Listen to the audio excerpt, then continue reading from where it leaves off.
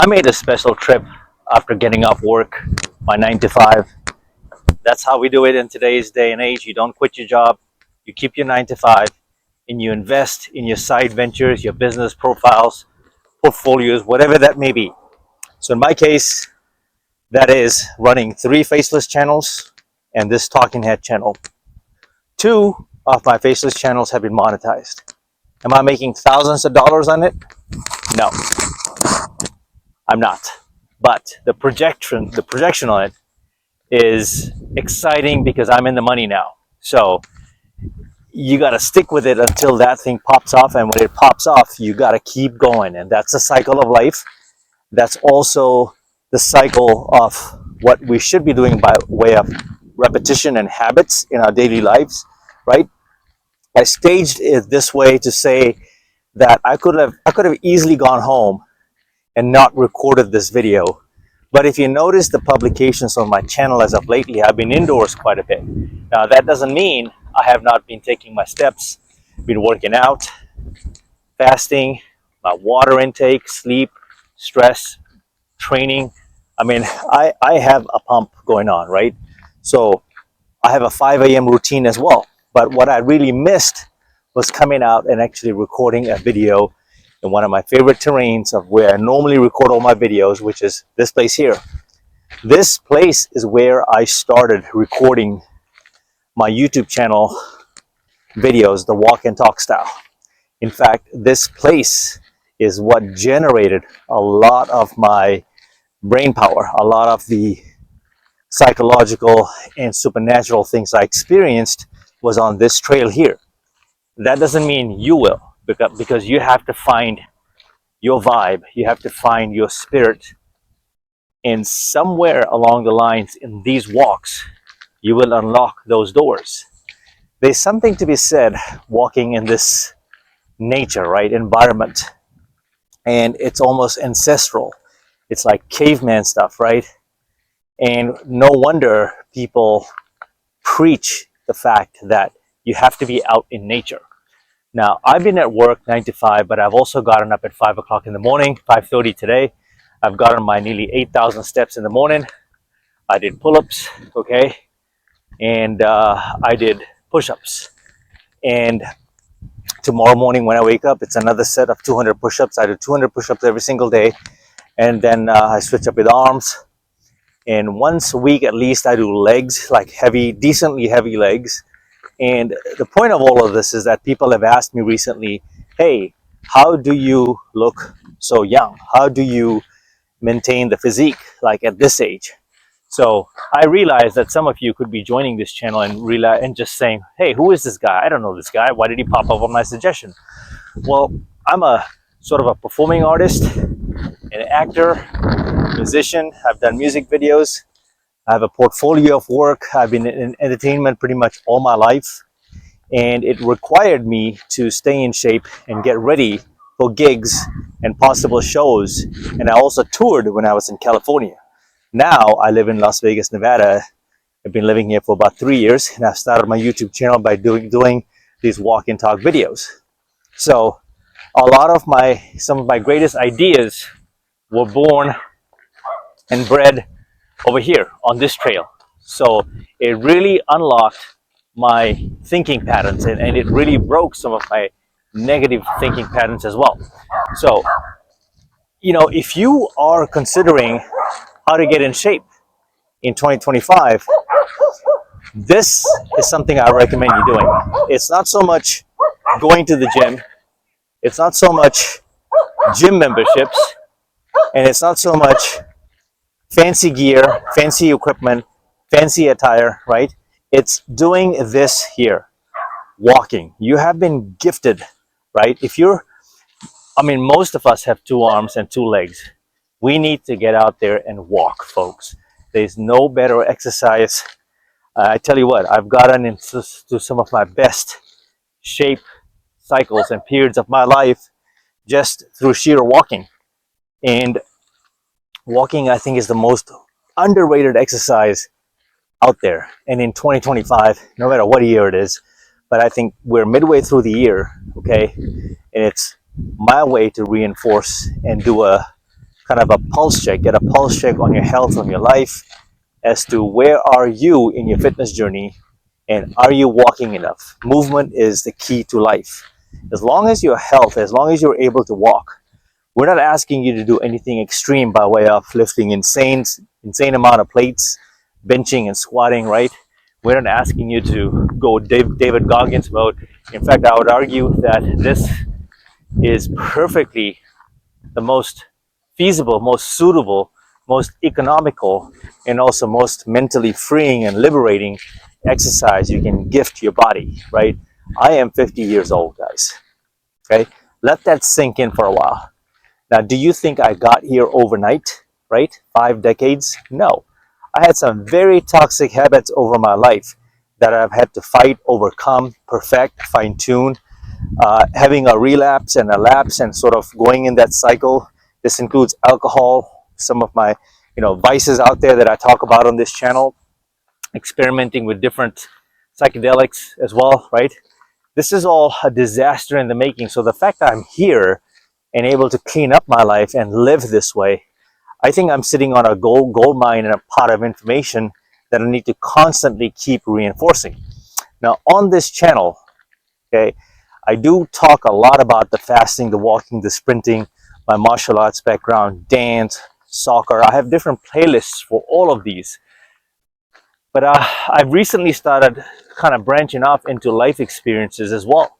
And you sort of build your story in there because all this was unplanned. Like I had no idea that I want to take my channel in this route, if you know what I mean. Like I did not know that at some point, naturally, I'm going to start talking about life. And then it hit me like, why not, man? Like you don't just get to this point, even if you're in your mid 30s, early 40s, in your 40s period, right? Some people go through real heavy shit in their lives early on in their lives too, as a teenager. Some people go through it in mid stages of their lives, and some people go through it the tail end of their lives, and some people never break out of that spell. And I like to consider myself, I fought and clawed and crawled my way out of darkness to be here. And all of this started with the habit of walking for me. Not only did I get leaner, but I started making better decisions in my life. I was able to review my life. I was able to review my friendships and relationships. Packing up and leaving California the way I did, making that move from one state to the other on paper looks easy enough, but I didn't have anyone help me. I researched, I did all the heavy lifting, including the finances, but there's a lot of planning, and you sort of become so self-sufficient that in this process, you realize that you can actually be a one man or one woman wrecking ball if you get your act together. And this is kind of one of the reasons why I eventually, the key word is eventually, beat the habit of codependency. And a lot of us are in codependent relationships, right? That we need each other. We sort of hold each other back. It can be a romantic relationships as well.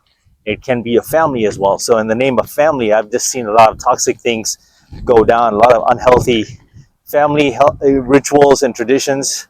These things are not really meant to be upheld, in my opinion, is that I think it limits you in a box. It's meant to be broken, in my opinion. And if I didn't break my traditions that were really setting me back because I was in my head so much, if I didn't break these traditions and these made up rules, right, I wouldn't be where I'm at today. And I've broken the cycle of poverty in my family. I was the first to break the limiting beliefs and the barriers in life that I cannot reach the top, and I did reach the top, meaning that I was a few layers removed from the CEO of certain corporations, and I've worked in projects with them, project management. I've been in banking, finance, technology, right? All of these roles these roles are just not given to you. You got to have some level of crazy in your head, meaning that you have to not only study, not only be strategic and have the knowledge, the technical aptitude, but also you got to have the social skills and awareness and the depth and breadth to communicate and articulate certain points in your job, right? That's why you get paid the big bucks. And I turned out this way not because of what my mother did to me. Now, that's a different story. She, if I followed her advice, I would have been in a very, very dark place because she led our family astray.